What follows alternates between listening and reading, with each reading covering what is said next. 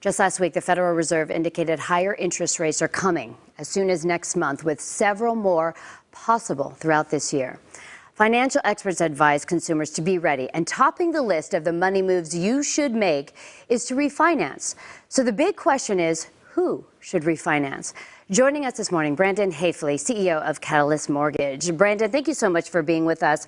As always, such an important topic, and we need to get the inside scoop from you. So just in general, we are going to get specific, but in general, who should consider refinancing right now? Well, really, it's going to come down to your individual scenario and really where you plan on being in the next 2, 3, or 4 years. Really, it's case by case, but at the end of the day, with rates going up, and with the market shifting, you really want to look at your individual scenario.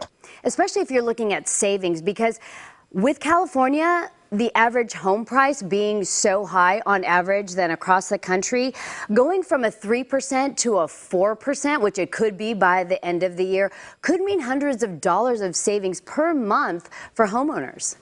Yeah, you're really talking median home price is about $835,000 in California. So even a 3% to 4% increase, if you're putting 20% down, is actually like $370 a month. And really, if you're going to be putting less down, which most people do because you don't need that 20% down payment, you can put 10%, in some cases 5%.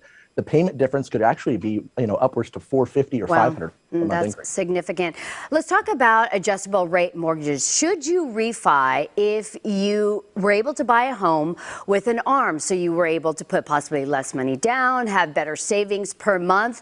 But when you start to think about that rate is not fixed, it could get scary in the long term.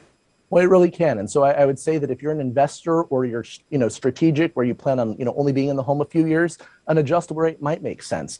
But if you're planning on being in the home long term, I had my first loan as an adjustable rate, and 5 years or 7 years, that flies by quick. So really, if you plan on being in that home longer term, it's worth locking in since rates are still really low. But it's also important to know with adjustable rate mortgages, the interest rate can rise quickly as the Fed raises rates. So it's better to be ahead of the game and look at that right now to see if you can actually lock in something low that's fixed. Really good point. What about those who got second mortgages on their home in the terms of a home equity line of credit? Right, that's actually a great point, because right now with adjustable rate mortgages and HELOCs, interest rates on those are tied to the Fed, especially the adjustable component. So as the Fed raises rates, that's one of the first things to go up. Adjustable rate mortgages, credit cards, car loans. So those are the types of things. Any variable debt, especially since inflation is up, any variable debt that you can consolidate, you can actually save some money on by putting it into one low monthly mortgage payment. It actually might be tax deductible then for you as well. This is hard to imagine, but there is a positive here. Sacramento home buyers could actually benefit from these rising interest rates. How? Well, this year to last year, right now, 67% of offers that are accepted had multiple offers.